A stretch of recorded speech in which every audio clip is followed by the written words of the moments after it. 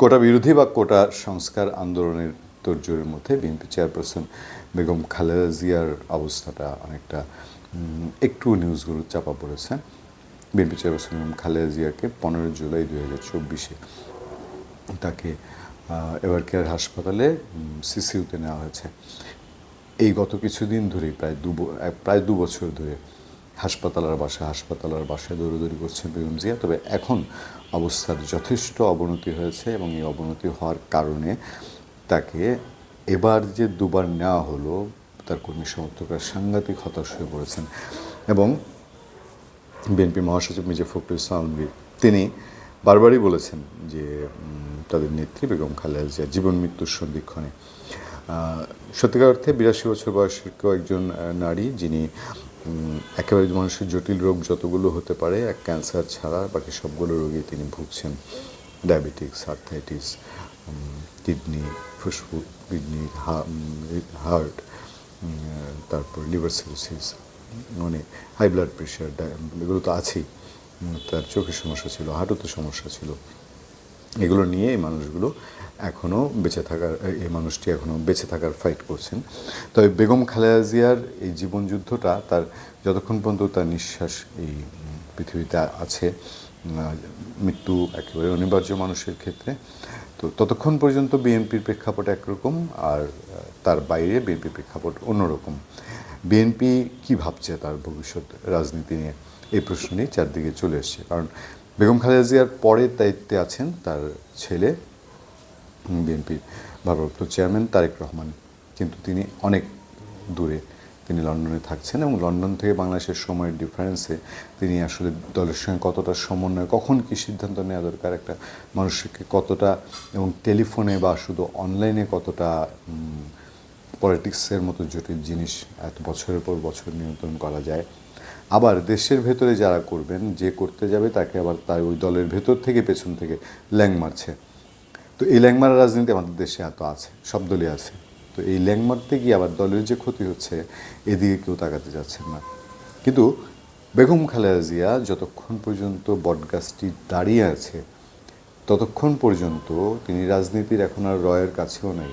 ওই যে বললাম জীবন মৃত্যুর সন্ধিক্ষণ একজন মানুষ, সেই মানুষ রাজনীতির রয়ের কাছে না থাকলেও ওই বটবৃক্ষ যতক্ষণ আছে, দাঁড়িয়েছে, ততক্ষণ পর্যন্ত কিন্তু তার অনুসারীদের জন্য এবং তার সমর্থকদের জন্য এটা একটা বড় বিষয়। এ কারণেই বেগম খালেদা জিয়ার চিকিৎসার জন্য তার দলের যত চিকিৎসক আছেন, মানে এক্সপার্ট চিকিৎসক, তারা দিন রাত সেই এভার কেয়ার হাসপাতালে সময় দিচ্ছেন এবং খালেদা জিয়ার তার রোগ মুক্তির বা অন্তত তাকে জটিল থেকে জটিলতর পর্যায়ে, অবস্থা অলরেডি জটিল, যেটা জটিলতর অবস্থায় না যেন যেতে পারে সেদিকে লক্ষ্য রাখা হচ্ছে। 1 মাসের মধ্যেই তার হার্টে রিং পরানো হয়েছে, এর আগে লিভারে অস্ত্রোপচার হয়েছে, অপারেশন হয়েছে। ফলে বেগম খালেদা জিয়াকে নিয়ে একটা উদ্বেগ উৎকণ্ঠা বিএনপির মধ্যে আছে এবং বিএনপি এই উদ্বেগ উৎকণ্ঠার কারণেই তারা দলীয়ভাবে মিলাদ মাহফিল বা এইসব অনুষ্ঠান উদযাপন করছেন। তো আলটিমেটলি যেটা আমরা বলছিলাম যে বেগম খালেদা জিয়ার মানে কথাটা বাস্তব হলেও বলতে কষ্টকর, যে তার চলে যাওয়া বা তার না থাকা, এইটা রাজনৈতিক দিক থেকে একটা বড় ঘটনা হয়ে দাঁড়াতে পারে বাংলাদেশে। সেই সময়টা কেমন হবে, কি হবে না হবে, এসব হতেই পারে, নানান বিষয় হওয়ারই একটা ব্যাপার স্যাপার থেকে যায়। তো সেইটা মাথায় রেখে নিশ্চয়ই তাদের প্রতিপক্ষেরও বিভিন্ন চিন্তাভাবনা আছে, দলের ভেতরেও নানান রকম চিন্তাভাবনা থাকতে পারে। সেগুলো কিন্তু আলোচনা হয়, কিছু আলোচনা হচ্ছে। বিএনপি বলছে এখন তারা আবার সর্বাত্মক আন্দোলনে যাবে। এই সর্বাত্মক আন্দোলনে যাওয়ার জন্যে তারা এখনও সাংগঠনিক বেশ কিছু গুরুত্বপূর্ণ ইউনিটের গোছানো বাকি। সেই গোছানোগুলোকে গুছিয়ে তাদের কতটুকু ক্যাপাসিটি আছে, তারা কতটুকু সক্ষম, সেইটা দেখা ছাড়া সর্বাত্মক আন্দোলনে ঝাঁপিয়ে পড়লে, বিএনপি বরাবরই সেরকম বলছে, সাংঘাতিক আন্দোলন নিয়ে আসছে, সর্বাত্মক আন্দোলন নিয়ে আসছে, কিন্তু পরে একটা সময় তাকে চুপসে যেতে হচ্ছে। মোটা দাগে বললে বিএনপি আন্দোলনে ব্যর্থ হচ্ছে, ব্যর্থতার দায় বিএনপি নেতৃবৃন্দের, বিএনপি হাইকমান্ডের। বিভিন্ন সময় পত্রপত্রিকার রিপোর্টে বলা হচ্ছে যে বিএনপির হাইকমান্ডের মধ্যে একদম সর্বোচ্চ স্তর থেকেই একের পর এক ভুল সিদ্ধান্ত নেওয়া হয় এবং যাচ্ছে তাইভাবে একে এই পদে এখন তো তাকে ওই পদে, তখন একে বহিষ্কার তো তাকে বহিষ্কারের ভয়টয় দেখানো।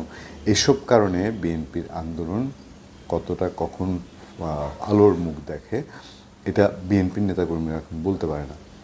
তবে ওই যে বলে না যে এই ঝড় আসছে সেই ঝড় আসছে, তারপর শেষমেশ এসে উপকূলে আঘাত হানার আগেই শক্তি হারিয়ে এটা আবার দুর্বল হয়ে শেষ হয়ে যায়।